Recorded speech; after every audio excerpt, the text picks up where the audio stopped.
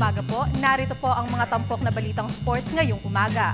Sa boxing, nagpahayag ng kahandaan si Pinoy IBF Light Flyweight Champion Janriel Casimero 4 na araw bago ang title defense kontra Mexican champion Felipe Salguero. Galing sa dalawang magkasunod na tagumpay sa kuta ng kalaban, sa kauna-unahang pagkakataon ay magsasagawa ng title defense si Casimero sa harap ng mga local fans sa Makati Coliseum sa Sabado. Narito ang report ni Dennis Principe. Handang-handa na si IBF Light Flyweight Champion Janriel Casimero na itaya ang kanyang korona laban sa isang highly rated Mexican challenger ngayong Sabado dito sa Pilipinas. Ito ang tiniyak ni promoter Sammy Heloani sa panayam ng PTV Sports. Ayon kay Heloani, isang matinding hamon para kay Casimero si Felipe Salguero ng Mexico na rated number 6 ng IBF. Si Salguero ang parehong fighter na tinalo ni WBO 108-pound champion Donnie Nietes noong isang taon. And finally, we have chosen the number 6 IBF contender sa junior flyweight, which is Salguero. I think Salguero deserves to be given in knowing that although he lost to Nietes, but it was a very close fight. And he had shown a very good performance. Inspirado din anyang si Casimero dahil sa matagal na nitong pangarap na idepensa ang kanyang titulo dito sa bansa. Nakamit ni Casimero ang IBF crown nang patulugan nito sa 10th round si Luis Alberto Lazarte ng Argentina noong February. Sa nasabing laban ay kinailangan pang magtago sa ilalim ng ring si Casimero matapos na kuyugin ito ng mga supporters ni Lazarte. Yes, actually, I mean, we are looking really for a big fight. No? I mean, initially, when I was out of the country, we were about to discuss about unification, ganon, which Casimero also wanted to.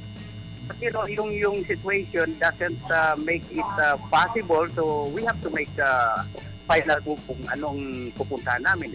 Ito ang ikatlong title defense ni Casimero matapos ang dalawang depensa sa Mexico at Panama. Ang title defense ni Casimero laban kay Salguero ay pinondohan ng MP Promotions ni Manny Pacquiao at isang free-to-the-public card na gaganapin sa Makati Coliseum. Para sa Good Morning Boss, Dennis Principe, PTV Sports. Sa basketball, sa dinami-dami ng mga manlalarong umukit ng kasaysayan sa Philippine basketball, may isang hindi gaanong kilala na namumukod tangi sa kanilang lahat. Siya ay nagmula sa Queen City of the South at ang kanyang naitalang record ay nananatiling nakatindig sa nakalipas na mahigit kalahating siglo. Alamin natin kung sino siya sa report ni Cecil Kimlat. Alam na hawak ng isang Cebuano dribbler ang record para sa pinakamabilis na century mark score sa kasaysayan ng Philippine basketball. Noong 1959, talagang sinadya ni University of San Carlos Warriors hotshot Julian Macoy na burahin ang pamantayang naitala ni FEU star Jerry Cruz noong 1957.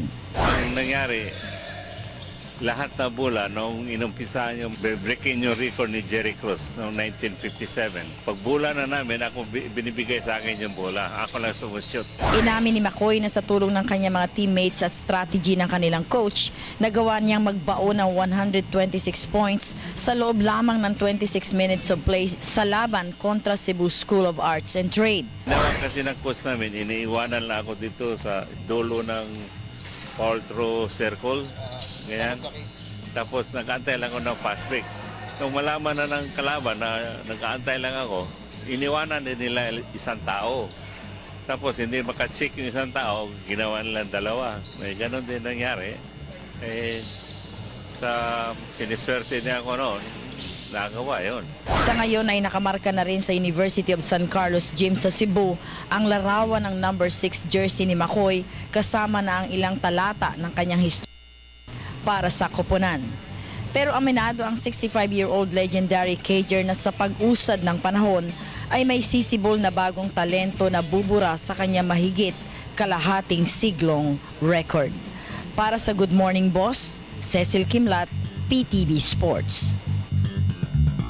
At yan po ang mga tampok na balitang sports ngayong umaga. Ako po si Hazelan Salubon para sa Good Morning Boss.